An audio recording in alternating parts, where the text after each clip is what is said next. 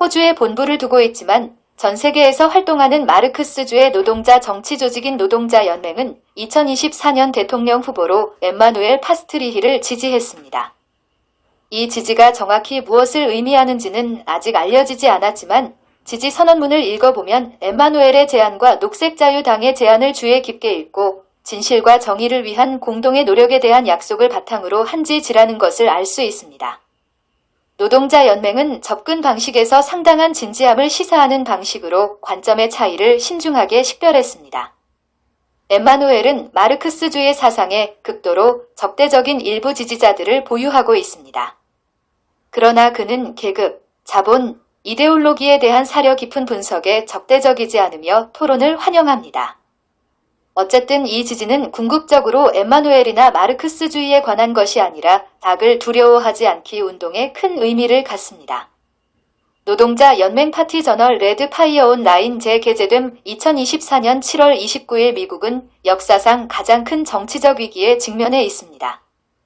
대부분의 정치적 위기가 그렇듯이 가장 큰 고통을 겪는 것은 노동자 계급과 빈곤층입니다.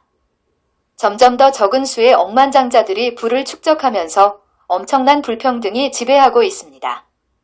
동시에 임금은 제자리 걸음을 하고 주거비와 식료품과 같은 기본 생활비는 계속 상승하면서 대중의 생활비는 사상 최고치에 근접하고 있습니다. 수천 명이 노숙자가 되어 거리에서 생활하고 있습니다. 수십억 달러가 해외에서 전쟁을 일으키고 도발하는 데 사용되어 세계대전이 점점 더 가까워지고 있습니다. 수십억 달러의 세금이 비대해진 군대나 미 제국주의를 위해 전쟁을 치르는 대리 군대에 지원되고 있습니다. 정치적 억압과 기본적 민주주의 권리에 대한 꾸준한 침식은 사기성 코로나 팬데믹이 물러간 후에도 계속되고 있습니다. 더욱 극심한 날씨는 예상치 못한 기후 위기를 예고하고 있습니다. 한편 미국 자본주의의 두 거대 정당은 똑같은 낡은 정치적 기계의 두 후보만 배출할 수 있으며 그중 한 후보만이 신층 국가와 그 기업 후원자들이 반대하는 행동을 취할 수 있습니다. 이보다 훨씬 더 많은 것이 있어야 합니다. 악을 두려워 말라 조 바이든이 명백한 인지 기능 저하로 인해 카말라 해리스에게 민주당 대통령 후보 자리를 내준 후 그녀와 공화당의 도널드 트럼프는 미국 노동자들에게 아무것도 제공하지 않고 있습니다. 트럼프 행정부는 나토의 대러시아 우크라이나 대리전을 축소할 수도 있지만 거대 중국 PRC에 대한 전쟁 도발을 강화할 수도 있습니다. 해외에서의 전쟁은 생활 수준 저하, 인프라 붕괴, 교육, 의료 및 기본 서비스에 대한 자금 부족 등 국내에서의 전쟁과 직결됩니다. 2024년 미국 대통령 선거에는 많은 군소정당과 무소속 후보가 출마했지만 현재와 같은 끔찍한 상황에 대한 진정한 대안으로 눈에 띄는 후보는 한 명입니다. 친노동계급 학자인 엠마누엘 파스트레이히는 악을 두려워하지 말라는 슬로건 아래 미국 시민을 악으로 간주하는 주요 세력에 맞서 진정한 대안을 제시하고 있습니다. 파스트라이히는 국민들에게 단순히 11월에 투표만 하라는 것이 아니라 미국 자체를 변화시키기 위한 투쟁에 동참할 것을 요구하고 있습니다. 파스트라이히는 국민들이 스스로를 교육하고 사회와 제도를 재건하는 데 직접 참여하도록 대중의 참여를 독려하고 있습니다. 저희는 파스트라이히의 캠페인의 3가지 주요 기둥에 동의합니다.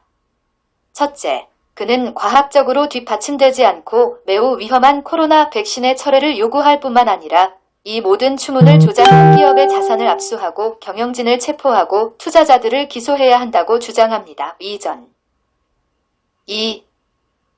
제 코로나 작전은 일하는 사람들에 대한 직접적인 공격이었으며 다시는 이런 일이 일어나지 않도록 해야 한다는 것이 그의 생각입니다. 둘째, 그는 미국이 직면한 정치적 위기의 근본원인 중 하나가 누구에게도 책임지지 않으면서도 거의 무한한 권력을 가진 거대 기업이 사회를 거의 완전히 장악하고 있다는 점을 인식하고 있습니다. 뱅크 오브 아메리카, 블랙록, 스테이트 스트리트 같은 은행과 금융회사는 불을 진공 청소기로 빨아들이고 구글, 오라클, 페이스북, 아마존 같은 빅테크 기업은 막대한 양의 상거래를 통제하면서 사람들을 수동적인 소비자로 전락시키고 있습니다.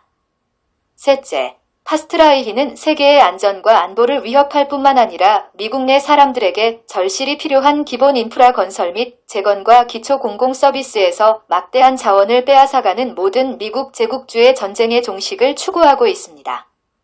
많은 후보와 정당이 다양한 분쟁에 대해 말하지만 트럼프가 요구하는 것은 러시아, 중국, 이란, 팔레스타인, 예멘, 시리아, 북한 등에 대한 전쟁에 대한 진정한 반대입니다. 붕괴를 방지하기 위해 필요한 조치 우리는 에마누엘 파스트라이히 후보에게 비판적인 표를 던질 것을 권합니다. 그의 공약 중 우리가 반대하는 측면이 있기 때문입니다. 예를 들어 우리는 유라시아 강대국과 그 동맹국에 대한 미 제국주의의 끝없는 도발로 인해 문명 종말의 세계대전이 시작될 수 있다는 정서를 확실히 공유하고 있습니다. 이는 어떤 대가를 치르더라도 피해야 합니다. 그러나 제국주의와 관계없이 모든 국가의 군축을 요구하는 것은 비제국주의 국가들이 스스로를 방어할 수 없게 만들 것입니다. 우리는 국제적으로 체결되는 군비 통제 조약에 반대하지 않지만 3. 세계를 세계대전으로 몰고 가는 자본가 계급을 무장 해제하는 것이 노동자 민중의 과제입니다. 브릭스 블록, 브라질, 러시아, 인도, 중국, 남아프리카 공화국 등은 파괴적인 전쟁을 전혀 추구하지 않으며 실제로 전쟁을 피하고자 하는 비제국주의 동맹이라는 점을 인식해야 합니다. 그럼에도 고 파스트리히와 그린 리버티 팩은 앞으로도 강력한 반전 동맹이 될 것입니다.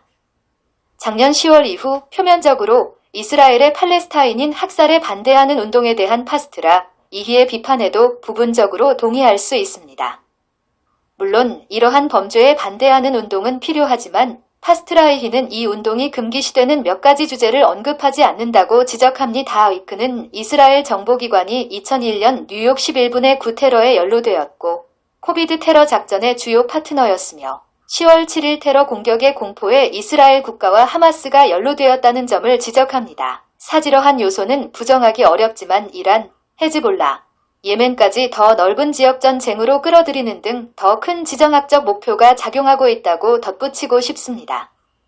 중동에서 이러한 재앙은 안타깝게도 이길 수 없는 전쟁을 기꺼이 일으키고 있는 미국, 영국 제국주의에만 이익이 될 것입니다. 우리는 지구, 토양, 강, 바다, 숲의 생물 다양성과 기후가 무자비한 기업의 탐욕으로 인해 파괴되고 있으며 이는 인류 문명의 멸종으로 이어질 수 있다는 파스트라이히의 주장에 동의합니다. 기후변화와 자연환경의 훼손은 너무나 현실적인 문제이지만 그렇다고 해서 노동자들에게 비용을 부담시키거나 협소한 버전의 기후 비상사태를 받아들이도록 겁을 주는 가짜 기후 변화 정책을 꿰뚫어 볼 수 없어서는 안 된다는 의미는 아닙니다. 사람들이 겁을 먹고 기업이 자금을 지원하는 기후 해결책을 받아들이도록 고의적으로 불을 지르고 있을 가능성이 있습니다.